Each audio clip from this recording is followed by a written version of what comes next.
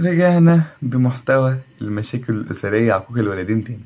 النهارده فيديو جديد بس بطابع مختلف كده، لأن جايبين نفس النوعات القديمة بتاعت التيك توك بتاعت بقى عقوق الوالدين بقى والخيانات والطلاقات والكلام دوت، ونفس الناس بس في فيديو جديد.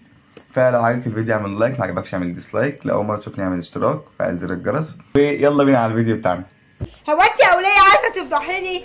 ما تبطلي شغل المحن اللي انت فيه ده. شغل الصعبانات ده ما بياكلش معايا، فوقي كده لنفسك. خلاص سيب. ايه شغل الصعبانيات ده؟ انا شايف ما كانوش 40 جلده اللي اخدوهم في وشك والكام سكينه اللي انت بلعاهم في بقك دول، انا شايف ما فيهمش اي حاجه. ايه الصعبانيات اللي انت فيها دي؟ والله العظيم يا بنتي زهقت. هو انت بتبصي لي كده ليه يا وليه؟ انت ما تعملي رجلي عدل. ما انا بعمله يا بنتي.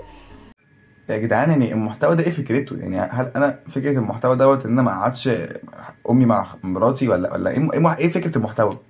اعمليها لي من تحت، من العرقوب اللي تحت ده. تك القرف وليه رخمه. انا ما بقبلكيش يا وليه، انت مخنوقه مني.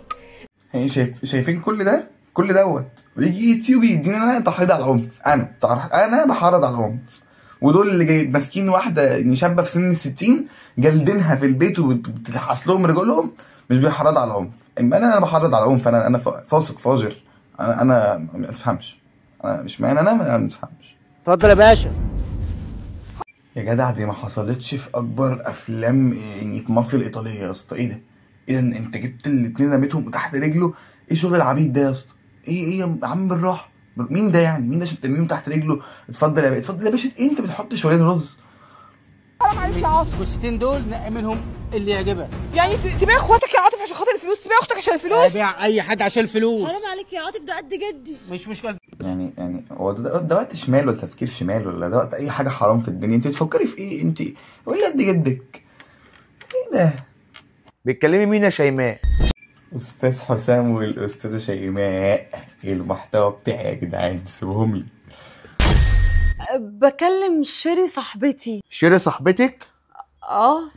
يا عيني حبيبتي، هي شيري ما بقتش بتعمل السكين كير روتين بتاعها. شيري اتحولت كده ليه؟ يعني حاسس ان شيري ملامحها اتغيرت شويه. طب سلميني على شيري صاحبتك. الله يسلمك يا حسام. كنت عاوز اقول لك حاجه كده يا شيماء.